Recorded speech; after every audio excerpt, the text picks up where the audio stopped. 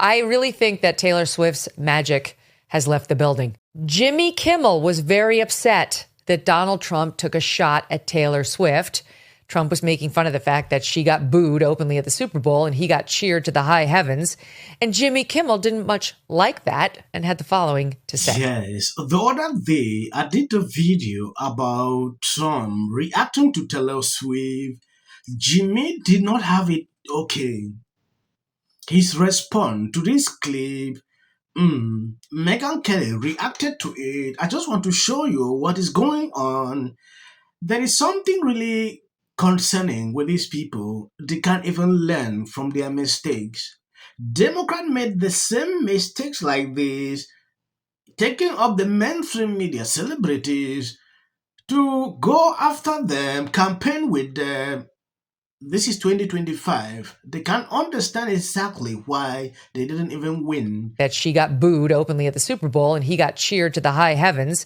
And Jimmy Kimmel didn't much like that and had the following to say. Trump was at the game. He got a big thrill because some of the crowd booed Taylor Swift when they put her up on the Jumbotron, which of course made Harry Conman Sr. very happy. He posted 3 times about this. After the game, he wrote, the only one that had a tougher night than the Chiefs was Taylor Swift. She got booed out of the stadium. MAGA is very unforgiving. Well, she didn't get booed out of the stadium. Unlike you, she stayed for the whole game. And it was the Eagles fans who were booing her. But you're right. It's all about you. It's always all. Trump's just jealous of Taylor Swift because she has more followers and more money and no kids than he does.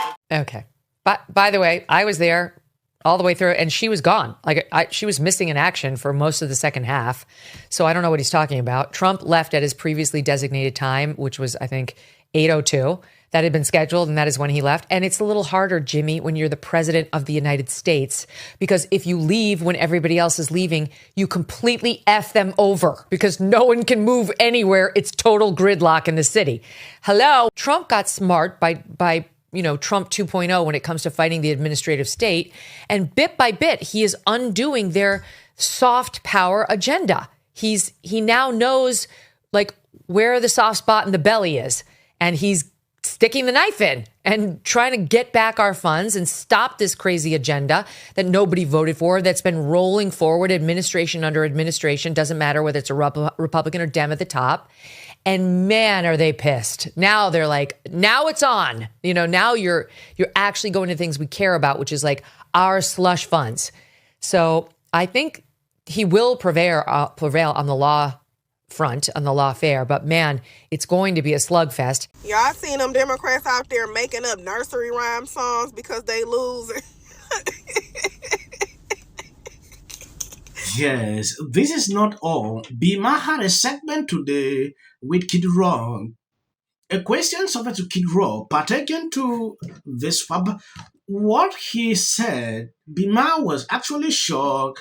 He didn't have to respond to that. This was the epitome of DEI. This was the epitome of DEI blowing up. Because, the NFL was all this DEI and racism, all this stuff. They got Jay-Z in their book and this. And Kendrick Lamar goes out there and basically turns DEI into an IED. It's all black people, or all people of color, speaking to his crowd in the hood, black people. It was the most non-exclusive, or the most exclusive thing ever. And I'm like, yeah, that's awesome. Did you watch the Super Bowl? Did you see the commercials? Did you see the Nike commercial?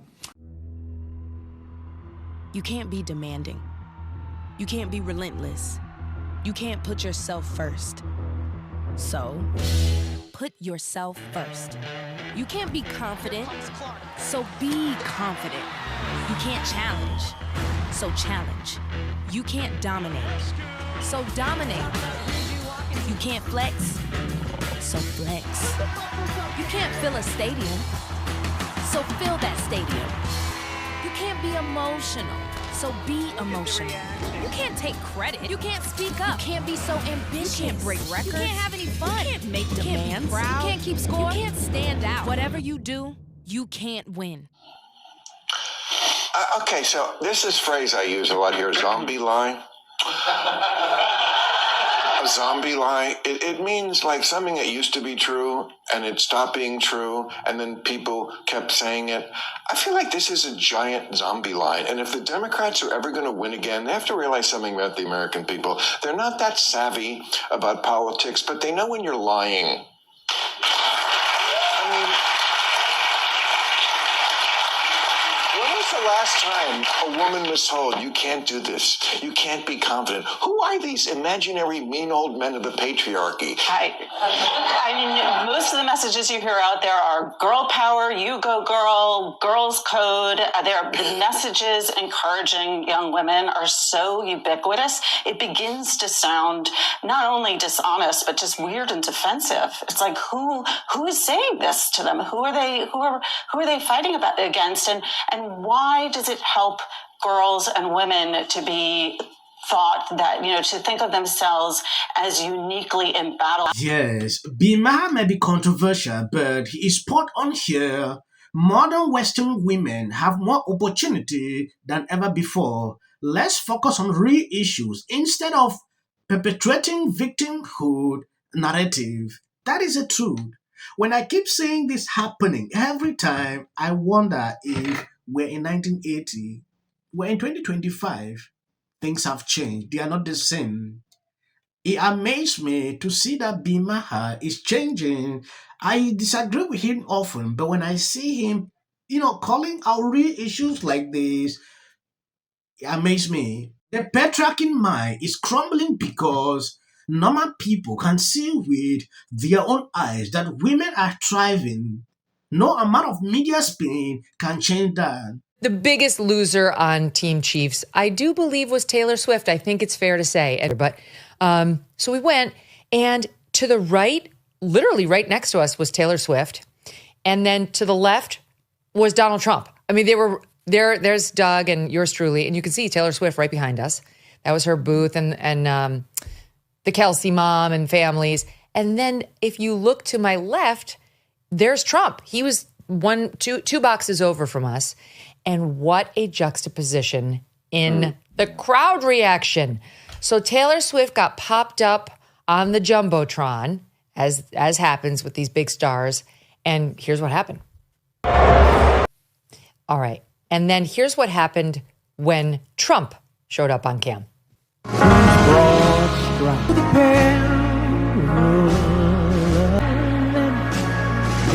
Guys, you were in between that? You were right in between those two? What do you mean? Oh, yeah, I was right in between those two. Right in between those two. And it was just so obvious. The crowd loved Trump. She looked confused about why the crowd was booing her. And I submit to you, gentlemen, it doesn't have anything to do with, well, maybe a tiny bit to do with her support of the Chiefs, because I do think it was a predominantly ego. Yes, we saw how the media struggled to spin this. Oh, Trump was booed. Trump was like, that's what I saw everywhere. But that was not true. This was the reality. Megyn Kelly was there. She observed everything. I decided to re-show you what is actually going on. Thank you guys for always being there, sharing out my videos. God bless you abundantly. If you notice, I don't make the videos long. I could have been putting out 20-30 minute clips, but I don't like that. I really like to make it short. If you see clips after this is just for the algorithm. It helps the channel in a way I can't explain here. A bully and a thug who's the president of the United States, U.S., it's everywhere.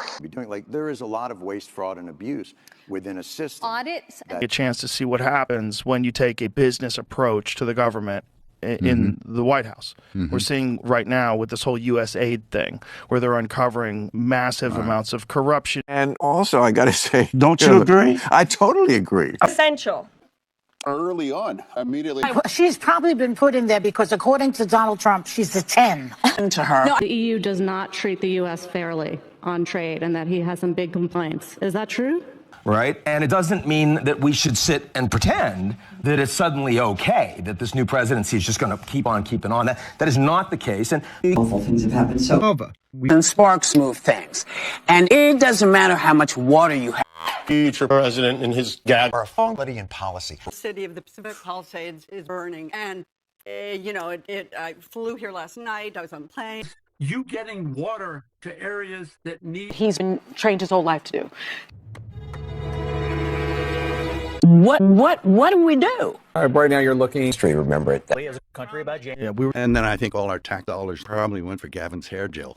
I don't know. Jim Jordan. In the fans. Josh Green, the governor. Watch the news or talk. Now look, I have a lot of. The Democratic Party has about everything.